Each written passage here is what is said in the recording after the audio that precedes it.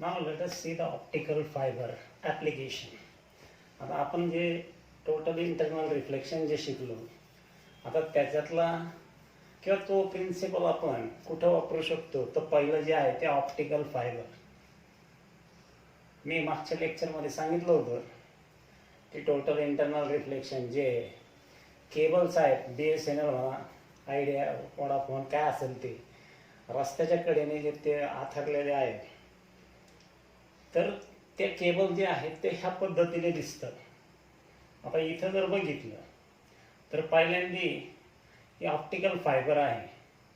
ह्या फायबरमध्ये साधारणतः ह्या बघा इथं कोर आहे, मधला पार्ट जो आहे तो कोर, त्याला म्हणतो फ्लेक्झिबल ट्रान्सपरंट कोर, म्हणजे काचेसारखं आहे असं आपण गृहीत धरू. त्याच्या भोवताचं जे कोटिंग आहे that is called as the flexible cladding. आणि ह्या क्लॅडिंगच्या वर बफर आणि जॅकेट कन्स्ट्रक्शन म्हणतो. साधारणतः ह्या ऑप्टिकल फायबरची जाडी जी आहे ती 1 मिलीमीटर आहे ना. आता हा जो कोर आहे it is optically denser than क्लॅडिंग.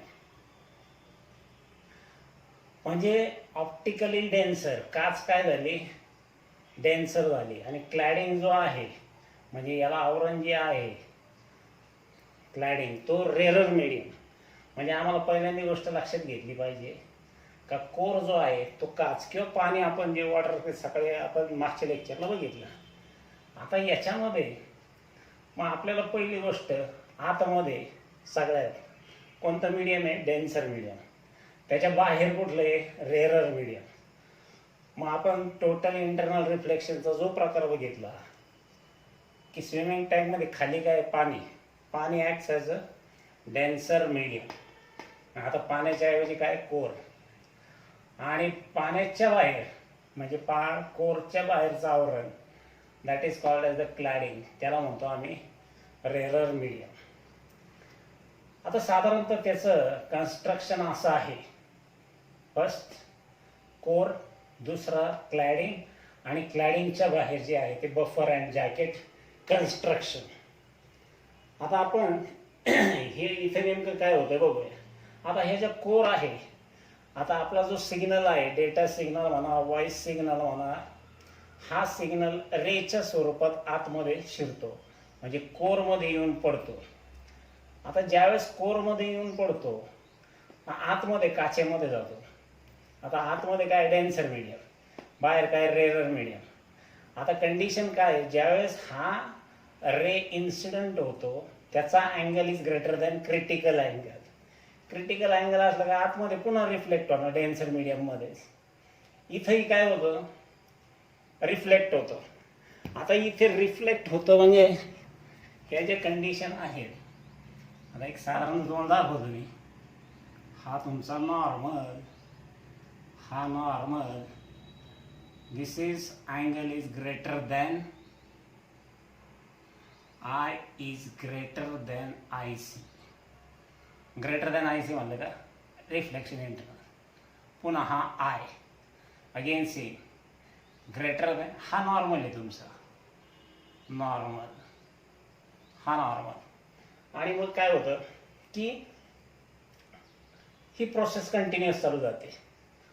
आणि मग ह्या काचेमधनं एकदा की तू गेला रे का तो शेवटच्या टोकालाच बाहेर विदिन अ सेकंद तो बाहेर पडतो. मग ही जी केबल आहे लाखो किलोमीटरची, आपण भारतातून एखादा कॉल केला, आपला मेसेज पाठवला, ईमेल केलं, तर दुसऱ्या क्षणाला तिथे मिळतं अमेरिकेमध्ये.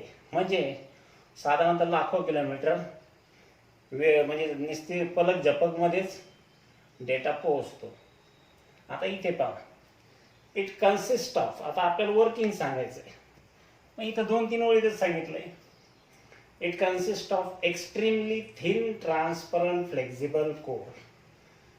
हा जो कोर आहे तो केसापेक्षा बी बारीक साईजचा आहे किंवा केसाच्या साईजचा आहे आपल्या डोक्याच्या, which is surrounded by optically rarer flexible cover which is called as cladding. म्हणजे हे कसं आहे, cladding acts as a rarer medium, म्हणून आम्ही त्याला काय म्हणतो, रेअरर मीडियमच्या ऐवजी फ्लेक्झिबल कवर म्हणतो. That is called as cladding. आणि क्लॅडिंगच्या बाहेर काय, बफर आणि जॅकेट सिस्टीम. मग आता बघा, this system is coated by buffer and jacket for protection. आता तुम्ही हे बघितलं असेल, टी व्हीची केबल, तुम्ही एकदा टी व्हीची केबल उघडून बघा, वरचं काळा टेफ्लॉन, त्याच्या आतमध्ये थोडंसं कॉपरसारखं असं वायर आहे, त्याच्या खाली पांढऱ्या मेणासारखं एक कोटिंग आहे, आणि त्याच्या आतमध्ये कॉपर वायर आहे. पण ही जुनी सिस्टीम आहे, ही केबल सिस्टीम टी व्हीची आहे. परंतु आपली जी इंटरनेट डेटा जी आहे, it works on the principle of optical fibre principle, means optical fibre cable. त्याला OFC पण म्हणतात. Therefore, this system is coated by buffer and jacket for protection. Thickness of the fiber is less than half mm. आता त्याने सांगितलंय generally 1 mm पर्यंत सांगितलंय, पण it is more often it is found to be 1/2 म्हणजे half mm. आता याच्यामध्ये number of fibres can be pack together in the outer cover. या आउटर कवरमध्ये तसे आम्ही काय करू शकतो, ही जी कोर आहेत असे आपण, जसं ब्रश आहे ड्रॉइंगचा, त्या ड्रॉइंगच्या ब्रशमध्ये जसे केस आहेत एकापेक्षा जास्त आहेत, त्याच पद्धतीने ही केबलमध्ये जास्त कोर असू शकतं.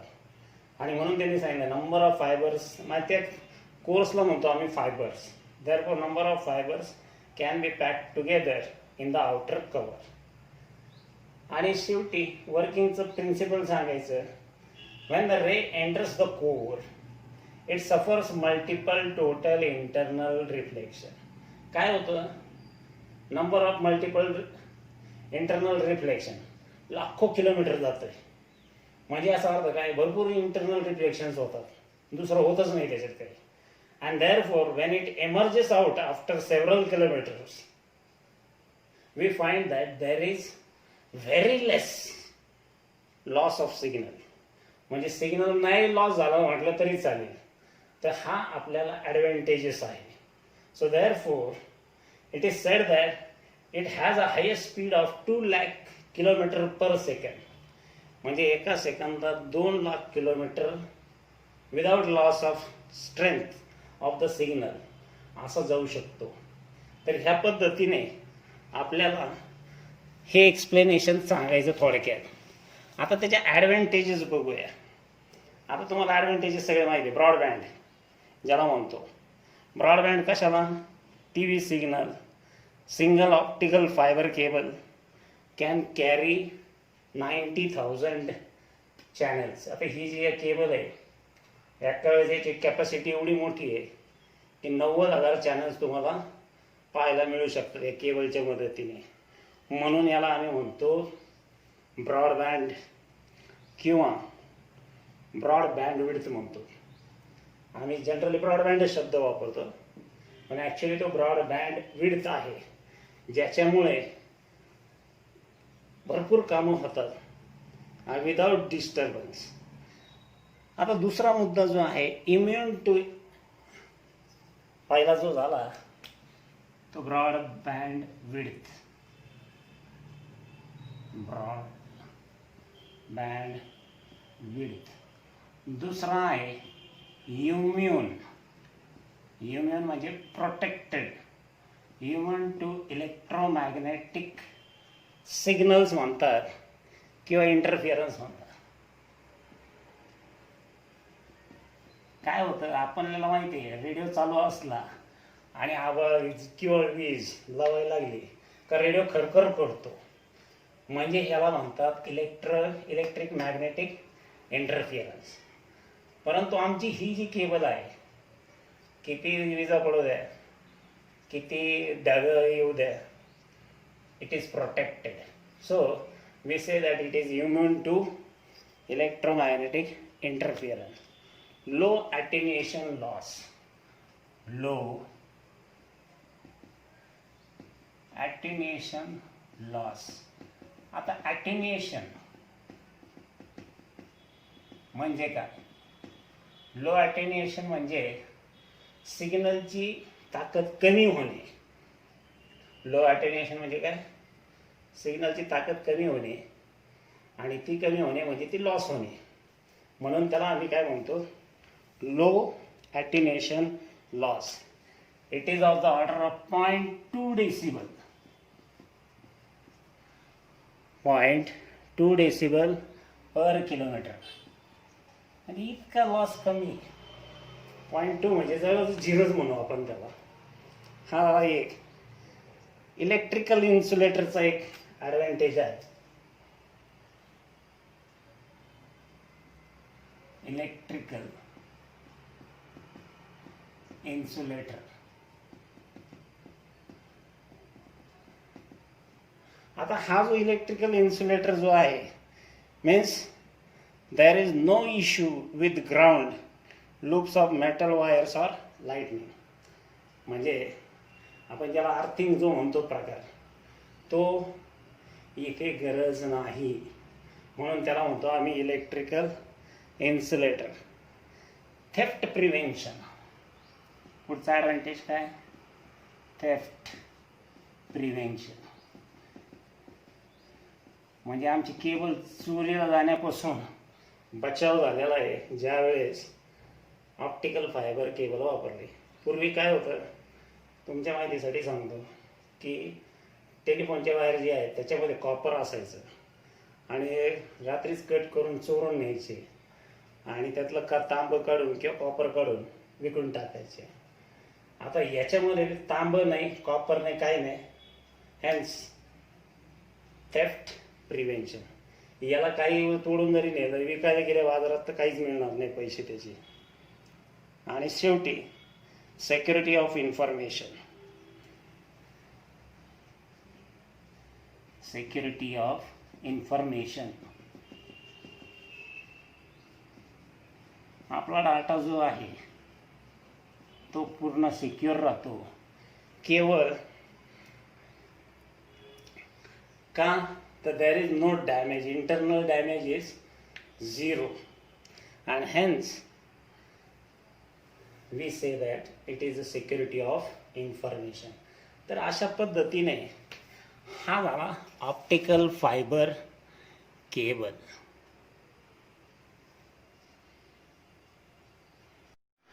आता आपण जे बघणार आहोत ॲप्लिकेशन टोटल इंटरनल रिफ्लेक्शनच्या बाबतीत, तर तो आहे प्रिझम बायनोक्युलर.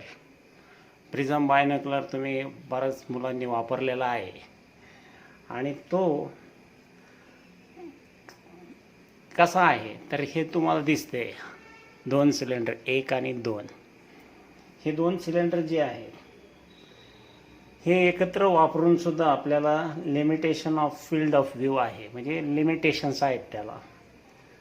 आणि ह्या लिमिटेशनमुळं, म्हणजे लिमिटेशन कोणत्या संदर्भातून, तर it is the distance between the 2 cylinders which can't be greater than the distance between the 2 eyes. म्हणजे आपल्या 2 डोळ्याच्या मधलं ह्या अंतरापेक्षा जास्त आपल्याला सिलेंडरमध्ये अंतर ठेवता येणार नाही, जेणेकरून मग आपले रेंज जी आहे डोळ्याची पाहण्याची बायनोक्युलरच्या मदतीने, ती काय डोळ्याच्या लाईनीतच राहणार. त्याच्या बाहेर कानाच्या साईडला, कानाच्या मापाने किंवा थोडंसं चेहऱ्याच्या बाहेर जर 2 सिलेंडर येत असतील तर we cannot see the vision properly किंवा ऑब्जेक्ट प्रॉपरली, असं आपण म्हणू शकतो. So to overcome this limitation, what we are going to do, we are going to use 2 right angle glass prism. आता हे साधारणतः एवढंच फक्त लक्षात घ्या. हे समजलं म्हणजे सगळं समजलं. हा राईट अँगल ट्रायंगल. आता हा राईट अँगल ट्रायंगल जो आहे, आता हा ऑब्जेक्ट आहे. ऑब्जेक्ट रे जी आहे, एक सिंगल रे दाखवली आम्ही, आणि ह्या रे जी आहे ह्या समोरच्या सरफेसवर येऊन पडते राईट अँगलच्या, म्हणजे हायपोटेनियसच्या बाजूला. आणि हायपोटेनियसला आम्ही एक नॉर्मल काढलं, आणि नॉर्मल आणि रेच्या मध्ये जो अँगल तयार होतो त्याला अँगल ऑफ इन्सिडन्स म्हणतो. आता हा जो अँगल ऑफ इन्सिडन्स जो आहे it is greater than the critical angle. आता ग्लास करता क्रिटिकल अँगल किती दिला, I C is equal to 42 degree. So therefore when it is greater than 42 degree म्हणजे याचा अर्थ काय झाला की it will be reflected back in the same medium. मग तो रिफ्लेक्ट होतो, हा रिफ्लेक्ट झाला की खाली येतो, म्हणजे आतल्या मीडियममध्येच राहतो. परंतु आता ह्या प्रिझमचा वापर करून आम्ही ऑब्जेक्ट व्ह्यू जो आहे तो कसा आपल्याला लांबचा क्लिअर दिसेल. तर जसं आपण मगाशी म्हटलं की loss of strength of the signal जर झाला तर आम्हाला तो ऑब्जेक्ट स्पष्ट दिसत नाही. जर तो ऑब्जेक्ट जर क्लिअर बघायचा असेल तर आम्ही काय करतो, बायनॉक्युलर वापरतो. बायनॉक्युलरला मध्ये एक रिंग असते, त्याच्या मदतीने आम्ही लेन्स जी आहे ही डिस्टन्स जी आहे ते आम्ही काय करतो, कमी जास्त करतो डोळ्याच्या हिशोबाने. मग काय होतं, समोर ऑब्जेक्ट आहे त्याची रे पहिल्या प्रिझमवर पडते, त्यानंतर तो अँगल नॉर्मल बरोबर क्रिटिकल अँगलपेक्षा मोठा असतो, इंटरनली इकडं रिफ्लेक्ट होतो, पुन्हा तो ह्या दुसऱ्या प्रिझमवर पडतो, तिथंही तो काय करतो ग्रेटर दॅन क्रिटिकल अँगल आणि मग ह्या दिशेने खाली येतो. इकडं आपले डोळे आहेत, 2 डोळे ह्या 2 रेपाशी, आणि मग आपल्याला जे ऑब्जेक्ट आहे तो क्लिअर स्पष्ट लांबच्या दूरवरचा क्लिअर दिसतो. म्हणून जो स्पष्ट दिसतो तो फक्त एकाच प्रिन्सिपलमुळे, that is called as the total internal reflection. So this is one of the example. We'll see another example that is called as the periscope. आता पेरिस्कोप आपल्याला बघायचं आहे. आता पेरिस्कोप जो आहे हा एक्झाम्पल, आता आपण हे सबमरीन, हे पाण्याखाली आहे आपलं सबमरीन, याच्यामध्ये आपले ऑफिसर्स बसलेले असतात नेव्हीचे आणि हे पहारा देत असतात. आता समोर समजा दुश्मनाची किंवा विरुद्ध पार्टीची जर का जहाज येत असेल तो खूप लांबवर आहे, जे नॉर्मल डोळ्याला शक्य नाही बघणं. मग आणि याचाही पहारा चालूच असतो, त्यामुळं काय होतं, यांच्या जर लक्ष आपण जर वर असतो तर हे आपल्याला हिट करू शकतात टार्गेट म्हणून. मग आपण काय करायचं, लपून वार करायचा आहे. लपून वार करायचं म्हटलं आपण तर दिसलं नाही पाहिजे, मग आपण पाण्याखाली जातो. इथं आपला ऑपरेटर बसला, त्याचा डोळा, आता हे जहाज कसं दिसणार पहा, हे ऑब्जेक्टची रे आली, जहाजाची रे पहिल्या प्रिझमवर पडणार, टोटल इंटरनल रिफ्लेक्शन होणार, ती रे खालच्या प्रिझमवर पडणार, तिथंही इंटरनल रिफ्लेक्शन होणार आणि मग ती रे स्ट्रेट अवे कुठं जाणार, पहारेकऱ्याच्या नजरेमध्ये.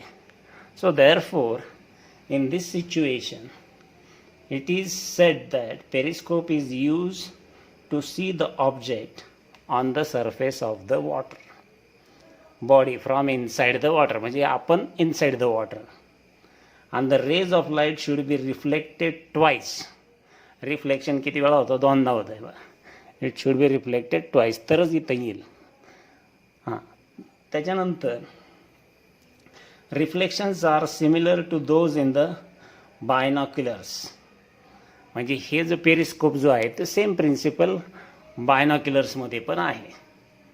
हां, and therefore total internal reflection occurs inside the isosceles म्हणा किंवा राईट अँगल प्रिझम. तर हा सिम्पल आणि सुटसुटीत फक्त ॲप्लिकेशन. तुम्ही मुलांनो फक्त नाव जरी लिहिले, पहिलं ऑप्टिकल फायबर. हां, ऑप्टिकल फायबरमध्ये थोडंफार एक्सप्लेनेशन विचारलं तर मी जे आत्ता तुम्हाला इथं फळ्यावर लिहून दिलं ते लिहून काढा, फार काही त्याच्यात डीप जायची गरज नाही. आणि कम्युनिकेशनचे ॲडव्हान्टेजेस जे आहेत ऑप्टिकल फायबरमुळं ते 5-6 जे तुम्हाला सांगितले ते नावं लिहिले तरी चालते. Broadband width, immune to electric magnetic interference, low attenuation loss, electrical insulator, theft prevention आणि सिक्युरिटी ऑफ इन्फॉर्मेशन. तर अशा पद्धतीने आपले applications of total internal reflection संपले. तुमचं परीक्षेपुरतं सिलेबस पूर्ण झालेला आहे. आता तुम्हाला ऑब्जेक्टिव्ह MCQ टाईप क्वेश्चन्स असणार आहेत 25. वाचन करत राहा आणि वाचनातूनच तुम्हाला ते सहजरित्या प्रश्नपत्रिका सोडवता येईल. So wish you all the best. Thank you.